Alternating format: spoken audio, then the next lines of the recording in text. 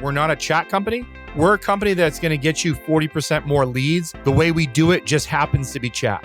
Sometimes the scripts, even though they're human, they're missing the EQ. We do get them more leads than any type of generative AI. And I don't even like calling it AI. It's an if-then statement that you could literally build out on a spreadsheet. That's what it is. Welcome to Personal Injury Mastermind. I'm your host, Chris Stryer, founder and CEO of Rankings.io, the elite legal marketing agency. Each week, you get insights and wisdom from some of the best in the legal industry. On these special Toolkit Tuesdays, we dive deep into conversations with the leading vendors in the legal sphere, the masterminds behind the technologies, services, and strategies that help law firms not just survive, but thrive in today's competitive landscape. Now, this isn't about selling you the latest software and getting kickbacks from affiliate links. It's about bringing you the best so you can be the best for your firm, for your staff, for your clients, and for you. This is Toolkit Tuesday on PIM, your weekly guide to staying sharp in the legal world. Let's get started. To get clients, speed is everything. Individuals on Google are shopping around, and a 24-hour response time won't cut it. Not 12 hours, not 2 hours, not even 2 minutes. If we take more than 15 seconds to reply to a chat, we've already lost 20% of the chatters. Once we hit 30 seconds, we're down to about 50%. Chat is a great way to ramp up the number of cases coming into your firm. It can reduce friction and increase velocity. I know I'd rather skip that phone call and go straight to an instantaneous chat. But as Ted DeBettencourt shares with us today, not all chat services are created equal. Truth is, most big chat companies use rigid scripts without much personalization. The low EQ can be frustrating for users. Ted co-founded Juvo Leads. It's a boutique, human-powered lead gen company that serves over 1,100 firms across the nation. They custom train real people, can go off script, and tailor the conversations to the firm's needs. Ted explains how instant responses will grow your practice, the importance of iteration, and why you gotta follow up. Here's Ted DeBettencourt, co-founder of Juvo Leads. I was big on the debate team in undergrad at Providence College in Rhode Island. I thought the natural progression for that was to go to law school. After my first year, taking a few writing classes, my writing professor said, I don't really think this is for you. And I didn't really like what I was doing on the law side. So it was only another 2 more years to get an MBA. They had a joint program. So I said, all right, well, I might as well keep getting the JD as well, but let me really focus on the business side. So I left with both in 3 years and went right into business right after school. So when was it that you met your partner, Nick? I think it was around 2012, 2013. How did that go about? How did you guys link up? Sure. I had a small marketing agency. Weren't very big. We had about 10 clients in the Boston area, mostly working with lawyers, had a few home services, cosmetic, dermatology, sites like that, all on the lead gen side. So we were working at a WeWork and a Work Bar. So these were conflicting co-working spaces. So we used to always sneak over to each other's free beer events, after work and just kind of hang out. And we were talking about problems I was having with my clients. And that at the time was the chat product.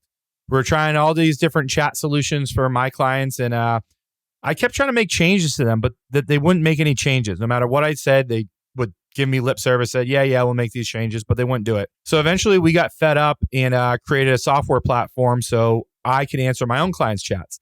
So I just started with my 5 or 10 answering their own chats and quickly found out that was pretty hard work and chats would come in, 24/7. So the first month it would literally get pinged at 2 a.m. and have to get up and answer chats, which was not fun. So hired a few people just on the agency side to answer chats and then realized we got really good at it. So we started to get a lot more chats and optimizing it and getting more leads and where we're getting using the now competitors. So we basically turned it into a company. So it was just a little software that he helped me with. We turned it into a company. Now we're on around 1,100 sites around the country. Let's talk about in the legal vertical specific. We've got Engage. We got Apex. We got Intaker. We got a number of these chats providers. How is Juvo Leads unique compared to these other providers?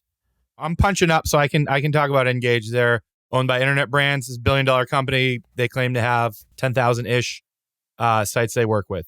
When we started, we built ourselves to compete with Engage. So we do a lot of things different than them. So first off, there's a lot of technical features, but essentially what it comes down to is when you use us versus an Engage versus an Apex, you're going to get more leads and you're going to have better conversations. 70% of all of our biggest clients are former Engage and Apex users.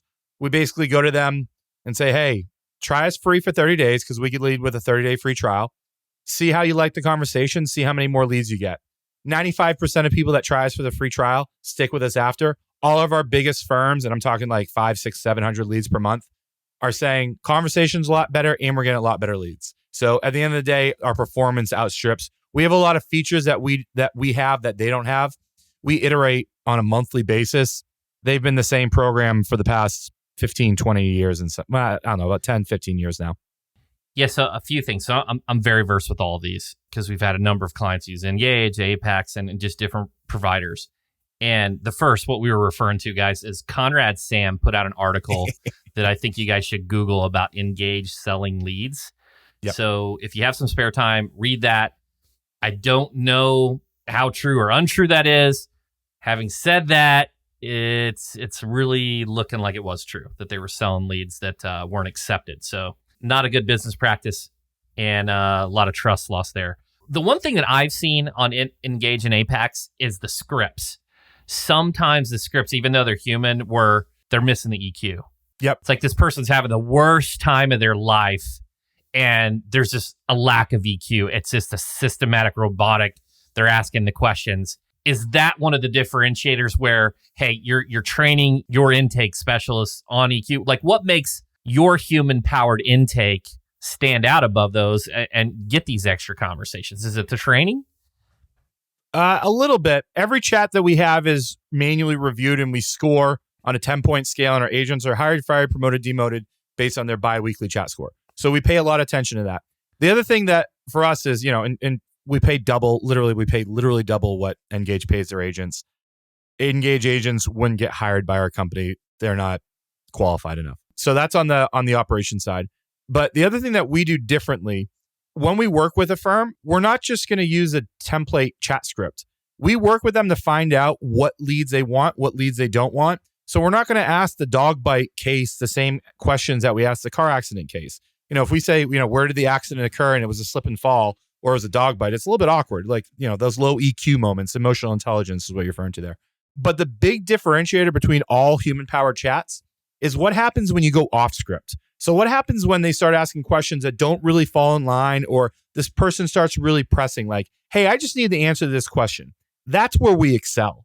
So the proof in the pudding for us is when we're live with the client for, 3 or 4 months down the road, and we check in, every few months and just say, how are things going? Usually after the first 30 days and then periodically from there. And the most common response that I get, and it's always pretty funny, is, Ted, I'm used to like having a lot more feedback here and like sending a lot of leads over because we didn't like them. We're not having those conversations anymore because we're happy with what we're getting. So usually our check-ins are, hey, everything's good. And then they kind of laugh and they say, this wasn't the way when we use our old chat provider, be it any of the two companies you're talking about before. Have you noticed that have an impact on things like reviews? Because some of our clients will get a negative review because of just the intake. Have you seen it transfer into potentially mitigating the reviews? And then as a totally separate question, how do you handle the referral situations when the firm doesn't do that type of law? Sure. Two things. One, we've been around about 7 years now. We've never had a law firm complain and getting a negative review because of a chat interaction. So we've never had that, and we're doing, thousands of chats a day. It's never occurred. I'm not saying it couldn't, but it hasn't today. How do we handle chat? We never send leads from one firm to another firm. We don't do that. We don't think it's ethically right. And I'm not even quite sure if it's legally okay to do, but we would never do that. So how we work with firms is we say, tell us what you want us to do with the leads that don't fit the criteria that matches for a good lead. By default, we say they're in our system, but we don't send it to them. But maybe we'll work with a firm that says, hey, Ted, we do PI, but my cousin's firm down the road does family law.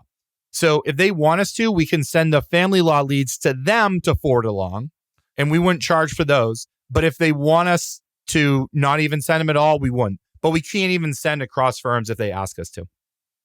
Got it. Makes sense. What makes human chat better than AI? Because there's costs involved. And where do you stack up? Do you have case studies, say, against a drift or an intaker of Juvo versus these individuals? I put drift and intercom more in kind of like the DIY chat. They have some basic if-then statements that you can run, but drift and intercom are good when you have someone answering around the clock fast. We don't really see that with a lot of the firms we're using. We bump into Intaker on a lot of the smaller firms. They are a lot cheaper than us, and they are a lot cheaper than human powered because it's a software tool. It's a pretty cool software, and I like using it. It doesn't get you as many raw leads. Like, our angle as a company is we're not a chat company. We're a company that's going to get you 40% more leads. The way we do it just happens to be chat. Because when we put chat on a website, we give everyone that free 30-day trial. If they're not using chat before us, we show them they're getting more leads, generally 45 to 50% more leads as soon as you put human-powered chat on it. The key to chat is it's a very simple game. Say the right things, but more importantly, when someone asks a question, say it fast. If we take more than 15 seconds to reply to a chat, we've already lost 20% of the chatters. Once we hit 30 seconds, we're down to about 50%. So for us, the name of the game is answer it fast with a person by saying the right thing. So for us, it's all about timeliness to reaction. Speaking of Integra specifically, what we do there is we give anyone a free 30-day trial. We go back and forth with clients with them. Usually when the clients use us, they see about 40% more leads, but we've had clients that we've gotten 100% more leads for, mainly because we can take that lead a little bit further. So we have a client that we're working on with now in California. They were using Integra. They came to us. We're actually booking appointments on 5 different people's calendar. So you can't do that based on the rules and what they say in the chat. So it's an insurance firm. They have 5 or 6 different types of insurance. We'll literally book a consult on the attorney's calendar based on how the chat goes and what they say. So it's a little bit more nuanced than most of our chats, but that's a level of complication that you can't do with a bot chat currently. Got it. On the human versus AI, when I think of AI, I like to break it up into 2. The first, like the generative, which would be like the chat GPT, where they're formulating a response. It's pulling from original information versus like it's the if then, so to speak. Here's the question, choose option 1, 2, or 3, and then based upon your response, it's the if then, it's the logic based automation. That's traditionally what a lot of CRMs and project management tools and things like that use very effectively. When we're looking at this, my question has always been the time component, and like take a Simply Convert for mass torts, extreme volume. Sometimes these victims are sharing their life story and you don't want to rush them off the phone. And they even do the entire case sign up. So is Juvo Leads more effective for like the single event, the car auto, or do you also test it against torts? Like, where do you stack up and where does Juvo Leads excel? To date, most of our clients are in the single event car accident. We're not just PI. So our second biggest vertical, oddly enough, is bankruptcy. We're huge in bankruptcy. We can show like 60% more leads when you put chat on versus not chat. In terms of mass torts, we have success there. It can cost more money than a Simply Converts. The difference between us and a lot of the other chat companies, especially like a Simply Converts, is we'll set up custom questions for each mass tort. So if a firm's running 5 or 6, 10, we create custom chat scripts for each one of those, custom qualification questions. So we can really customize it that way. But we do cost a little bit more than like a Simply Converts because it's a person there. On the flip side, we do get them more leads than any type of generative AI. And I don't even like calling it AI. It's an if-then statement that you could literally build out on a spreadsheet. That's what it is. Right. I would agree with that. Typically what I see the human and the oldest versions that have been engaged in Impex, and you've kind of shown where you're better trained, more effective, and kind of going off script, off the cuff. And then you have like your Intaker and Simply Convert, which is the if-then type AI. Where does everyone's next question? I haven't seen it. I'm sure someone's trying to build it. Everyone's trying to build it. ChatGPT. Everyone's trying to build it. Where does this fit in? Sure. So right now, and we're looking into it as much as everybody else is. If Engage and Apex aren't and everybody else isn't there, they're doing themselves a disservice. So where it is currently is you can tap into the API, but you can't make it. There's 2 components to what we need to be able to do. We have to make it instantable and limitable. So right now you can't do that, meaning I can't create an individual instance for a particular client and train it using the data that we have based on that client experience. And by limiting, I mean, we have to say, if someone comes in and starts talking about, the Smurfs, random reference, NBA TV, you can't talk to them about the NBA game. You have to only bring the conversation back to the law firm. So you can't do that. You can't currently train ChatGPT to make it instantable or limitable for an individual account. But then as soon as we can do it, then it's going to be a race to be able to upload data. So it's going to come down to who has the best data historically on how to successfully answer chats for that law firm using the criteria that they provide. So it's going to be an arms race to the data. Thankfully, for our existing clients, we have a lot of legacy data knowing how they want us to answer chats, what people say, and how we should answer based on that. So then it's just going to be an arms race to upload that data and program it and customize it based on the data you have. So it's going to be one of the human-powered chat companies will figure that out. Hopefully, we're the first ones. We're already queuing our data and setting it up so that we can upload it to, if not ChatGPT, the next version of it. Amazing. We got lead tracking. Let's talk about lead tracking and how that functions. And then let's move over to integrations after that. We're aside from being the chat provider, when I was starting, I was using CallRail, call tracking metrics for my clients.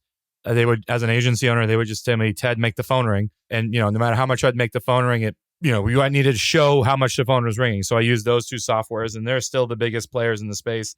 So we quickly realized that call tracking is a pretty easy thing to build. We built the core of our call tracking in about 2 weeks. We're built off the same backbone that CallRail is. It's a company called Twilio. We also use another company called Bandwidth. A lot of people are in that space now. It's a very simple software. CallRail keeps getting more and more expensive. So if you were to sign up today, I think it's like $100 a month. Our flip side is we offer call tracking for free. A lot of our clients like our call tracking because of the cost, can't beat free.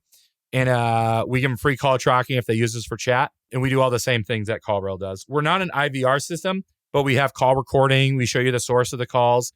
And then we also, for clients that want to use our dashboard, we can track all their forms as well. A lot of our bigger clients, we just pass that data right to their CRM, HubSpot, Clio, whatever it is. But for the other ones, for our smaller clients, they log into our dashboard and see all their leads in one place.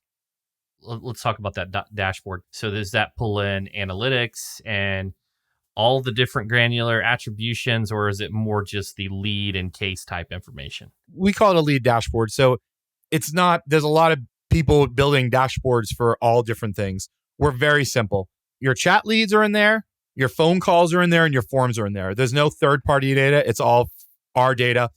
A lot of our bigger firms, they say, hey, Ted, pass it to our existing systems. So we want to work within your systems if you have them, but if not, you can use ours as a default. Yeah, and I would say that information at high levels, the best information, because a lot of times many professional services agencies are going to give you a lot of smoke and mirrors with rank tracking and visitors when it doesn't really contribute to anything. Yeah. It's like, oh, congratulations, you rank number one for this phrase that doesn't drive any traffic. Yeah. On the integrations, are we talking integrations to Litify, Filevine? Filevine. Yep. We talking about Lead Docket? They're part of Filevine, Yep. I think. We passed right to all the major CRMs. The only integration we ever couldn't do, and us nor anybody else, is the original Needles, which is not Neo. Old school. I've seen that one. Yeah, it's a behemoth of a platform, but it's that's the only one we haven't been able to pass to. Is there anything else you guys are working on?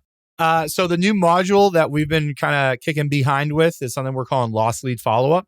Essentially, how it works is if a call comes into a firm and it's either under a minute or it hits voicemail, we send a text message to that caller. One time, it's a robot, it's automatic. Simple, short message. Hi, this is Amy from the name of your firm. Sorry, I missed your call. Are you looking for help with XYZ? As soon as they reply, my human-powered chat agents take over. So we're able to save a lot of nights and weekends calls that come in after hours, calls that come in that the firm just doesn't answer for whatever reason. We're taking those missed calls and turning them into qualified leads for the firm. For a lot of the smaller firms or even firms that don't really have the phone answering side locked in, we're able to get them another 20, 30% of leads that they're missing. Yeah, that sounds significant. And that's the first time I've heard of a chat doing that. So that's amazing. That we're the only ones doing a lot it. of revenue. A lot of revenue there. How can individuals get in touch with you, and what's next?